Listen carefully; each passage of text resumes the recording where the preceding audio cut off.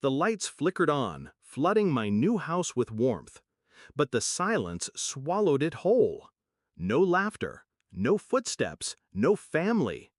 I had bought my dream home, paid for every brick, every window, every detail with years of sweat and sacrifice. And I had invited them all, parents, siblings, cousins, for a housewarming. My chance to finally stand in front of them as more than the overlooked child. But they didn't come. They went to my brother's new apartment instead. A cramped rental with peeling paint, but he was the golden son. Always has been, always will be. My phone buzzed violently in my pocket. A message from my mother. We need to talk now. Not a sorry we missed it, not a congratulations, just a demand. I almost laughed. I should have expected it. I grew up in their shadows, always measured, always found lacking. Every achievement of mine brushed aside, while my brother's smallest effort was paraded like a triumph. When I graduated top of my class, they skipped the ceremony to help him move. When I landed my first real job, they barely looked up from their dinner plates. When I bought this house, they didn't come. But now they needed to talk. That meant one thing: money. I opened the group chat, scrolled back. My brother's apartment wasn't his alone. He had dragged them into debt again. Credit cards, loans, a mess they thought I would clean up. That's when it clicked. Their absence wasn't neglect, it was calculation. They wanted to remind me where I stood, beneath him. The afterthought, the backup plan, the wallet. But they had miscalculated. I didn't rage, I didn't cry, I planned. Step 1, sever the ties. My accounts had been linked to theirs for years, subtle requests, quiet transfers, loans never repaid.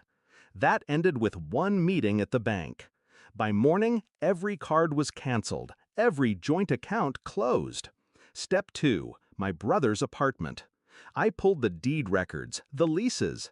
His name was nowhere. It was under a landlord notorious for evicting late payers. A phone call, a few nudges, and suddenly that apartment was no longer a sure thing. Step 3, the family gathering. They wanted to meet? Fine, I chose the place. Neutral, formal, my lawyer at my side. When they arrived, the air was thick with forced smiles. My mother started first, her tone sweet and poisonous. You know your brother's been struggling. We thought maybe you could help with the rent, just until he gets on his feet.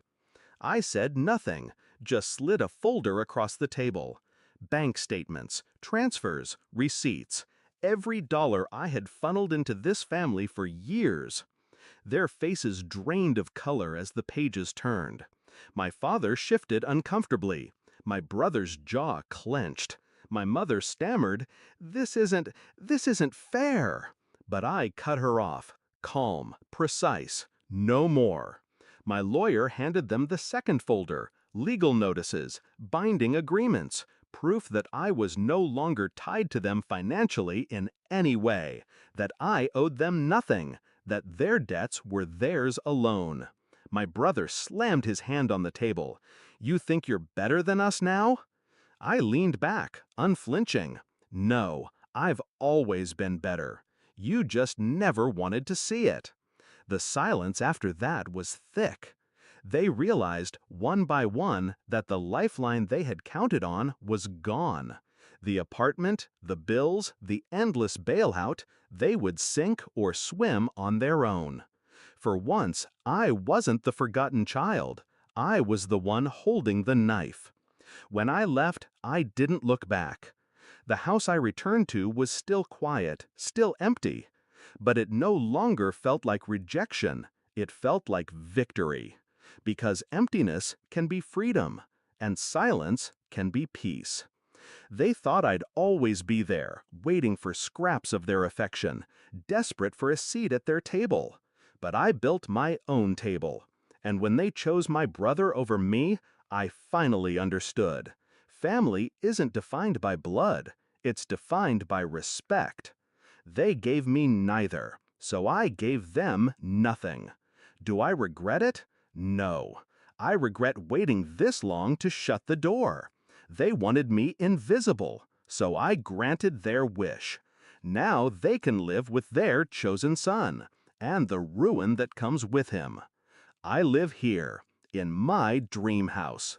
Alone? Yes, but free.